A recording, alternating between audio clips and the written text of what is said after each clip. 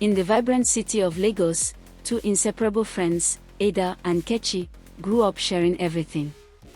From childhood, they were known as the twin stars, always together, always supportive. Their bond remained strong throughout their university days, facing challenges side by side. As they graduated, a new phase of life began. Nkechi, with her striking beauty and intelligence, attracted wealthy suitors eager to marry her.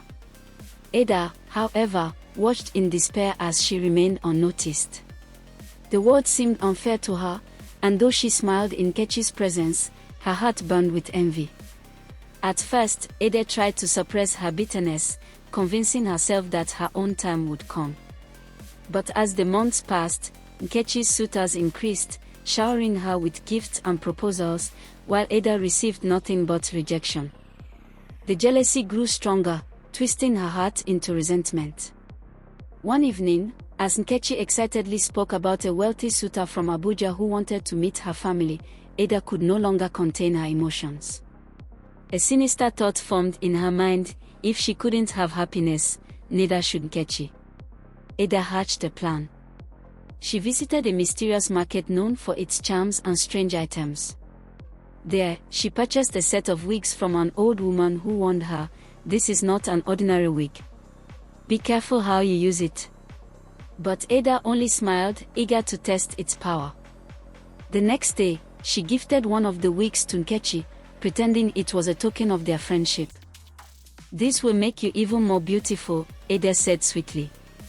Nkechi, trusting her friend completely, placed it on her head without hesitation, unaware of the evil woven into its strands. At first, nothing seemed different. Nkechi continued her daily routine, meeting suitors and attending social gatherings. But then, something strange began to happen. Each time a man showed interest in her, his expression would change to horror as he stared at her face, then he would run away without explanation. Confused and heartbroken, Nkechi looked at herself in the mirror. To her, she looked the same, but something was terribly wrong. Suitors who once adored her now avoided her as if she carried a curse. The transformation had begun. Days turned into weeks, and the situation worsened. Nkechi noticed whispers behind her back, people staring at her with fear. When she finally confronted a suitor who had fled, he stammered, "Your face, it was terrifying. Your beauty turned into something monstrous." Nkechi was devastated. She stopped leaving her house, her confidence shattered. Meanwhile, Ada secretly celebrated. For the first time, she felt superior, no longer living in Nkechi's shadow. She believed her plan had succeeded. As time passed, Nkechi fell into deep despair. She tried makeup, prayers, even consulting herbalists, but nothing changed. One evening, she visited Ada, tears streaming down her face. "What is happening to me?" she asked. "Why is my beauty betraying me?" Ada feigned concern, hiding her satisfaction. "Maybe it's just bad luck," she said, pretending to comfort her friend. But deep inside, she felt victorious. Nkechi's reign as the most desired woman was over, and Ada was finally free from her shadow. One fateful night, an elderly woman stopped Nkechi in the marketplace. "Child," she said, her voice filled with wisdom, "something has been placed upon you. It is not your fault, but it clings to you like a curse." Shaken, Nkechi begged the woman for answers. The woman looked at her closely, then whispered, "Check what was given to you before your misfortune began. The answer lies there." Nkechi's mind raced. What had changed? Then, like a flash of lightning, she remembered the wig Ada had given her.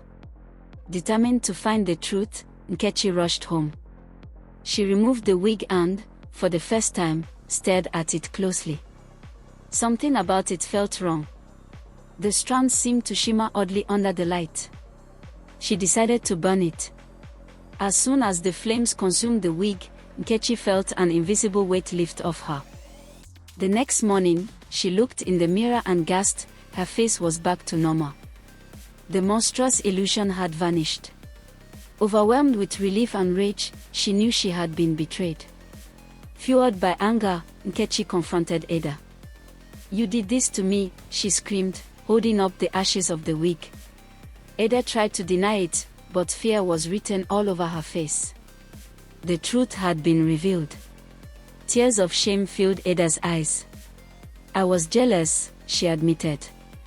"I didn't want to see you happy while I suffered." But her confession came too late. The damage had been done. Nkechi walked away, her heart heavy with pain, knowing their friendship could never be the same again.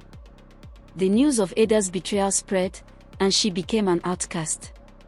Nkechi, though hurt, chose to move on. She learned to be careful of those she trusted, realizing that envy could turn even the closest friend into an enemy. As time passed, Nkechi regained her confidence, and suitors returned. But the scars of betrayal remained.